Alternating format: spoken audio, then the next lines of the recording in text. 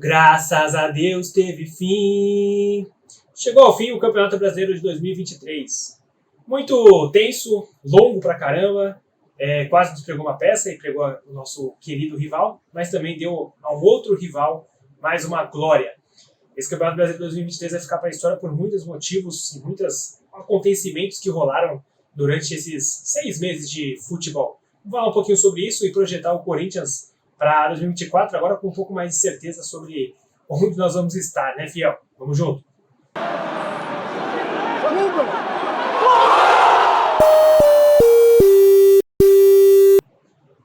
Salve, Fiel! Acabou o Campeonato Brasileiro 2023. Títulos, zona de rebaixamento, várias outras situações que precisavam ser definidas ontem nas partidas de ontem, como alguns clubes brigando pela Libertadores, mas inegavelmente que o que roubou a cena mesmo foi a briga contra, né, o rebaixamento, que acabou se tornando uma briga pelo rebaixamento, né?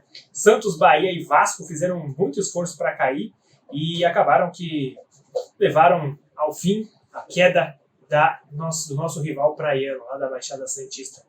É complicado, é uma situação muito difícil, sempre um rebaixamento, né? Quero começar falando um pouco sobre isso. Nós, corintianos, já passamos por isso, né? E não, em nenhum momento desse Campeonato Brasileiro nos vimos livres desse fantasma, né? Foram várias as situações que nos colocaram próximos da zona de rebaixamento e, de fato, o Corinthians se livrou mesmo na última rodada. Mesmo perdendo para o Inter, na Neoquímica Arena, o Corinthians viu os seus rivais, principalmente Santos, Bahia e Vasco, tropeçarem e garantir o Corinthians não só na Série A, mas também na Sul-Americana, o que ajuda a gente a projetar com um pouco mais de brilho, né, a próxima temporada. Parecia que a gente, em determinado momento da temporada, parecia que a gente ia ficar fora de Copa do Brasil, de Sul-Americana, e em um outro momento parecia que a gente ia ficar fora até da Elite. Mas não aconteceu. Acabou que o Corinthians fica na Série A, fez um jogo ontem morno e também que, só para cumprir tabela contra o Coritiba, nada poderia mudar, talvez só a posição, né, entre Corinthians e Cruzeiro, para que rende uns 500 mil a mais. É importante sempre estar cada vez mais acima na tabela, mas esse Campeonato Brasileiro é para a gente, de certa forma, esquecer. É um campeonato que encerra ciclos, né? Muitos ciclos, encerra a gestão, renovação e transparência, que tentou, assim como a do Santos, tentou levar o clube para o buraco, não conseguiu, né? Apesar que a gente ainda está ali mais ou menos na boca do buraco, não conseguiu de fato derrubar o Corinthians como parecia ser o plano. Já no Santos não teve tanta sorte, a gestão do Rueda, que é tão tenebrosa quanto a nossa, conseguiu o seu objetivo e joga o Santos no buraco mais baixo que há no futebol brasileiro. Outros ciclos que estão se encerrando, né, são algumas renovações, alguns jogadores que a gente vê que talvez não vão ficar para a próxima temporada, e um deles é o Renato Augusto. Já falei aqui em outros momentos, falei também nas redes sociais que era um jogador que eu manteria. Entendo. O lado racional às vezes fala para a gente que não dá para manter, né? O Renato Augusto cada vez mais está entregando menos, participando menos dos jogos e também participando de gols com menos frequência. Mas ainda assim é um jogador de muita qualidade técnica, né? O Corinthians, se a gente viveu esse cenário de em terra de cego que tem olho no rei, o Renato Augusto era um cara que estava de óculos, tem os dois olhos e de óculos, né? É inegável que ele era o principal jogador desse elenco, era de quem a gente esperava tudo. Sim, ele não entregou, de verdade, ele ficou muito tempo fora, algumas lesões. Na reta final ele engrenou algumas partidas em sequências, mas eu acho que poderia mais. Eu acho que daria para trabalhar um pouco mais o Renato Augusto, dando uma pré-temporada para ele melhorar o seu físico, ganhar mais espaço no elenco, porque é um jogador líder, é um jogador importante. A gente sabe que a gente ouve muito que tem panela dentro do Corinthians, e a gente sempre ouve também que o Renato Augusto não faz parte delas, né? Mas acontece, são ciclos que se encerram. A gente cobra muito que o Corinthians entenda o momento de encerrar ciclos, e talvez fosse esse o melhor para Renato Augusto. Não tenho dúvidas de que ele vai continuar na Série A. Algum time vai buscar o Renato Augusto e contar com a sua qualidade, né? A gente vê já torcedores até chamando, né, pedindo Fluminense, torcedores do Atlético Paranaense pedindo o Renato Augusto por lá. E eu acho que é uma aquisição válida para várias equipes. Seguindo, né, voltando também a falar sobre esses ciclos que se encerram, né, acabou a gestão do Ilho Monteiro Alves, graças a Deus. Acabou no começo de novembro, né, com as eleições. E agora fico alerta para que a gente continue cobrando, né, dessa nova presidência um trabalho sério, um trabalho pautado também por coisas sérias, né? Se esse encerramento de ciclo com alguns jogadores é uma coisa já avisando, né, um choque ali de realidade de que as coisas vão acontecer de uma maneira diferente, é que a gente espera que continue. A gente espera que o Corinthians siga fazendo isso, né? Que essa diretoria siga trabalhando pelo melhor do clube, né? Ao que parece, estão atrás de um profissional de gestão mesmo, de um profissional para esse cargo de gerência de futebol. Fala-se muito no Rodrigo Caetano, tem gente aqui que acha que de fato será ele, que é garantido já que será o Rodrigo Caetano, que atualmente está no Atlético Mineiro, montou esse elenco do Atlético Mineiro que tem ido muito bem nas competições, agora foi vice-campeão brasileiro. Mas mesmo que não seja o Rodrigo Caetano, já me alegra de saber que há uma busca por um profissional, há um entendimento de que não dá para ser amador mais, não dá para colocar qualquer um lá, um jogador que foi formado no clube, e que mesmo que seja um jogador, pode ser um jogador, mas que esse tenha as credenciais para tal, para que seja um profissional, para que entenda do que esteja fazendo. Em outros momentos, o Corinthians, lá em 2012, vocês vão lembrar, tinha ao lado na agência de futebol, tinha Edu Gaspar, que hoje é condecorado na Europa com frequência, faz um trabalho muito bom no Arsenal e já foi até disputado, passou por seleção brasileira. E começou o trabalho, de certa forma, ele começou a trabalhar aqui no Corinthians como nesse cargo, nessa função. E fez muito bem esse trabalho. Então é um nome que a gente precisa ter. O Corinthians, que era exemplo nesse sentido de gestão, hoje deixou de ser e precisa retomar isso. E é bom que retome, que aos poucos está colocando essas coisas no lugar. Sobre montagem de elenco, né, também está sendo muito falado nas redes sociais, e tem gente que fica naquele pé atrás, tem gente que fica achando que vai vir craques, e eu não sou desses, né? Eu não acredito que o Corinthians vai fazer 12 contratações, 15 contratações e trazer todos eles para chegar e jogar.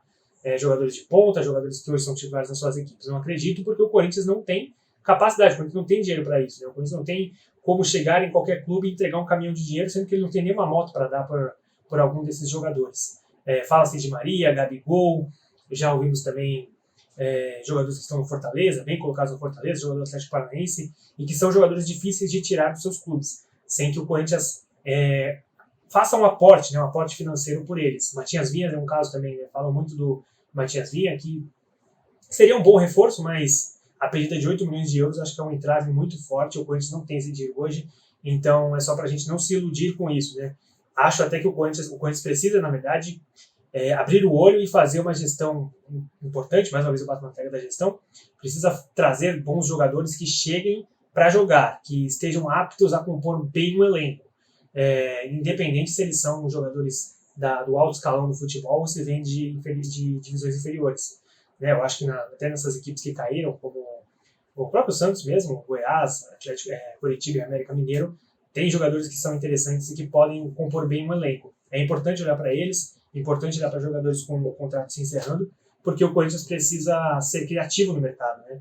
É bom até o Corinthians pensar no seu elenco quem cabe, quem não cabe, para fazer as devidas apontamentos de jogadores e talvez usar outros como moeda de troca, né? Isso é algo que é muito importante. A próxima Série A vai ser tão difícil quanto essa, né? A próxima temporada vai ser tão difícil quanto essa.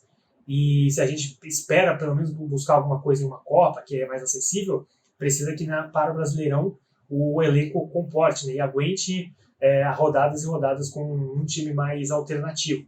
Não estou falando também para o Corinthians montar um elenco super recheado, porque realmente eu não acredito que o Corinthians vai conseguir fazer isso, mas que tenha um elenco que as peças não destoem tanto dos titulares para os reservas. É muito difícil fazer isso, a gente vê que às vezes nem mesmo o Palmeiras demonstra ter esse elenco tão recheado, tão qualificado, mas é algo importante, você precisa ter pelo menos posições que não nos façam sentir falta do titular quando ele não jogar sempre, né? Esse ano a gente teve um problema muito forte, né?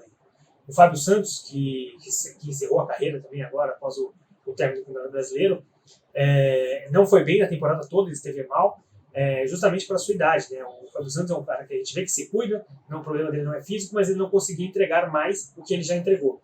E o seu reserva era o Matheus Bidu, que também não conseguia entregar. Oscilou bastante nessa temporada. Eu, por muito tempo, achei que o Bidu era melhor ter o Bidu em campo, justamente por ter uma capacidade maior de recompor e atacar. Mas não se justificava também a presença do Bidu entre os titulares, e é só um exemplo de posições muito largadas, distantes, né? As duas eram jogadores ruins, estava em mau momento, né, na verdade, e que a gente não tinha confiança em nenhum deles. E a Corinthians não pode se dar ao luxo, no Campeonato Brasileiro tão disputado como foi esse, como vai ser o próximo, não se pode dar ao luxo de ter esse gap no elenco, né, de ter um vão entre o titular e o reserva tão grande. Seguindo, né, essa parte de encerramento de ciclos, até acho que o Corinthians tem que rever outros nomes, né, eu acho que principalmente pela questão do desgaste entre torcida e jogadores, a questão do Fagner e do Gil, né? São dois jogadores os mais contestados. Ontem saiu a escalação de um jogo que é praticamente um amistoso e a torcida estava muito em cima, polvorosa sobre a participação dos dois jogadores. É preciso preservar a imagem de ídolos, eu sempre falo isso, e são dois jogadores importantes na história. Se não forem ídolos ou não, porque é uma questão mais pessoal, são dois jogadores que estão na história do Corinthians e que precisam de um cuidado com a sua imagem. Estão muito arranhadas as imagens de Fagner e Gil, e que são jogadores que cabem até em outros elencos. Então pode-se entrar aí a questão da criatividade. Ceder aqui um desses jogadores para tentar trazer outro. A questão do Gil, não sei se o contrato dele se encerra agora, se não me engano se encerra, e aí acho que não vale a pena renovar por tudo que aconteceu durante o ano de 2023. O Gil foi um dos jogadores mais contestados. Ele teve uma melhora no meio para o fim da temporada, mas muito oscilante. É um jogador de 35 anos, né? Na próxima temporada já vai estar com a idade ainda mais avançada e uma queda física relevante. É só mais um desses casos. O Cássio acho que é um caso bem à parte, né? O Cássio é um caso à parte. É difícil falar esse trocadilho. Mas é um caso à parte porque a gente tem um grande goleiro na reserva, o Carlos Miguel, que ainda não perdeu pelo Corinthians. Chegou ontem a 12 jogos com 10 vitórias. E é bizarro. É um cara alto, é um cara que passa muita segurança. Mas né, a minha opinião, a minha validação é de que o Cássio não fez uma temporada tão ruim quanto fala. A defesa do Corinthians teve sempre maus momentos e por isso o Cássio foi bem exposto, né? Durante toda a temporada o Cássio foi bastante exposto às investidas dos seus adversários. E isso é uma coisa que complica, né? Nem mesmo o Cássio no seu auge já seria difícil evitar que tantos gols o Corinthians tomasse. Mas agora, no auge dos seus 35 anos, é mais difícil ainda. Ou tão difícil quanto, né? Tem gente que cobra do Cássio que ele tenha o mesmo reflexo, a mesma reação, a mesma resposta que ele tinha quando ele já tinha 20 e poucos anos. É difícil se manter. Eu concordo que se você tem uma opção, como o Carlos Miguel, e ele consiga entregar o que o Cássio não está entregando, você tem que optar por ela. O campo tem que escalar. Mas acho que o Cássio pode servir ao elenco do Corinthians, pode ser uma peça importante ali, de dar confiança, de fazer um trabalho de cuidado com outros jogadores. É um líder, né? Não adianta dizer que não. É um líder e talvez possa ser tratado de maneira diferente. E, bom, para a gente falar um pouquinho sobre a briga do rebaixamento, né? A briga que o Corinthians teve até a última rodada, a gente lamenta muita coisa, né? Assim, a rivalidade, deixando a rivalidade à parte, o que acontece no Santos é muito parecido com o que aconteceu no Corinthians. É uma gestão tenebrosa, a gestão do Rueda é algo bizarro. O Santos brigou, nesses últimos 3 anos, o Santos sempre esteve na parte de baixo da tabela. E isso vindo de um vice-campeonato brasileiro lá em 2020. E vice da Libertadores também. E mesmo com o elenco enxuto, né, mostrando que a camisa do Santos conseguia coisas importantes para a equipe. E a gestão do Rueda foi tão desastrosa que levou o Santos à queda, ao rebaixamento. É de se lamentar, porque cada vez mais profissionais como esse trabalham no futebol, né? O Rueda afundou o Santos, o Duílio afundou o Corinthians, não só o Duílio, né? A gestão do Renovação e Transparência, que começou com o André Sanches, teve o Roberto de Andrade, afundaram o Corinthians e quase entregaram o Corinthians da mesma forma que foi entregue o Santos, na zona de rebaixamento, na Série B do Campeonato Brasileiro, com muitos problemas para a temporada que vem. O Santos não vai disputar nem Copa do Brasil e é duro. O Santos, que a gente tem que lembrar que quase caiu também no Campeonato Paulista. Quase caiu no Campeonato Paulista e começou o Brasileirão praticamente com o mesmo elenco, sem fazer grandes aportes, né, pensando em reforçar esse elenco. Só fez isso mesmo no meio da temporada e às pressas, até um pouco meio, sei lá, pareceu um pouco desleixado, sem preparo, que eu imagino que não teve, né, ninguém, porque se você tem um planejamento minimamente preparado, a briga pode ser outra, né? O Santos, que tem alguns momentos parecia que ia escapar da briga, né? Ali quando venceu o Flamengo, empatou com o Corinthians em casa, o Santos parecia que ia dar um basta na briga pelo rebaixamento e de repente voltou para ela com tudo, com força e foi arrastado mesmo pela fraqueza do seu elenco, né? E é um problema, e eu só quero deixar isso como um alerta. A gente precisa entender que acabou o ciclo da nossa gestão, dessa gestão ruim do William Monteiro Alves, mas que a gente precisa cobrar da próxima gestão, dessa presidência de Augusto de Mello, que entregue um Corinthians minimamente competitivo. A gente não está falando de ganhar títulos, de começar, de voltar àquela época de glória, porque o Corinthians realmente vai ter que dar passos atrás para voltar a caminhar lentamente. Mas é preciso ter um time competitivo. A gente vê que um time competitivo pode fazer com que você passe uma temporada mais tranquila. Acho que todo mundo vai concordar que o Fortaleza não tem, de fato, um elenco recheado de craques e de opções, mas tem um trabalho bem feito, de um bom treinador, um elenco do jeito que eu falei, que as peças titulares não destoam tanto das peças do banco, e um trabalho de gestão bem já estruturado, o que faz com que o Fortaleza brigou, né, até chegou um momento que ficou meio perigoso ali na tabela, mas chegou na final do Sul-Americana, a primeira de sua história, e vai ganhando espaço. O Atlético Paranaense é outro exemplo, né? Tem a casa arrumada, tem uma gestão boa e já vem colhendo alguns frutos, ficou fora da Libertadores, que era a meta para o seu centenário, mas está sempre ali, está sempre na parte de cima da tabela. É só para a gente ter um espelho, né? A gente vê que é possível fazer algo mais bem feito do que é feito hoje no Corinthians. Vasco e Bahia também fica esse alerta, né? O Vasco agora é SAF, o Bahia também pertence ao grupo City, e mais ou menos em começo de trabalho o planejamento dos dois, esse processo de estruturação das duas equipes, mas que quase botou tudo a perder já rápido, né? Se as duas equipes caem, muda um pouco a forma das suas gestões verem a necessidade de trabalhar o clube, né? O Vasco ia voltar para a Série B de novo, o Bahia também voltaria e teria um trabalho maior a ser feito. Conseguiram escapar, mas também tem que abrir o olho para que a próxima temporada, que mais uma vez eu bato na tecla de que vai ser tão complicada quanto essa, vai ser diferente, vai precisar de um trabalho mais bem feito. Isso é posição para todos os clubes, tá? Até para aqueles que hoje não passaram esse Campeonato Brasileiro com problemas, não foi tão complicado o Brasileirão para algumas equipes. A disputa do título também, que ficou em aberta ficou em aberta, né?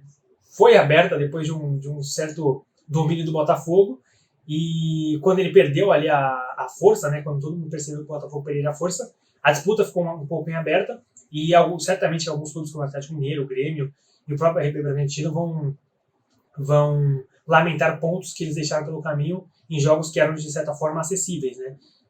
O próprio Atlético Mineiro, que tropeçou no Cruzeiro e no América Mineiro, que fizeram campeonatos bem fracos, bem abaixo do que poderiam, né? Mas é só mais um exemplo de como o futebol brasileiro está competitivo.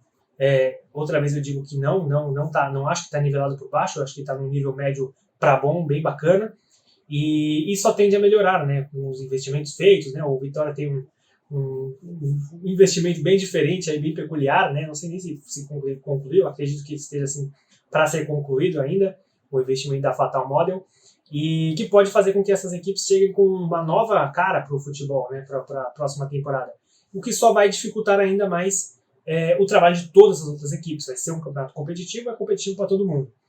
E para fechar um pouquinho e falar sobre o Palmeiras, né, o Palmeiras ele tem merecimento em muitas das coisas que ele está fazendo.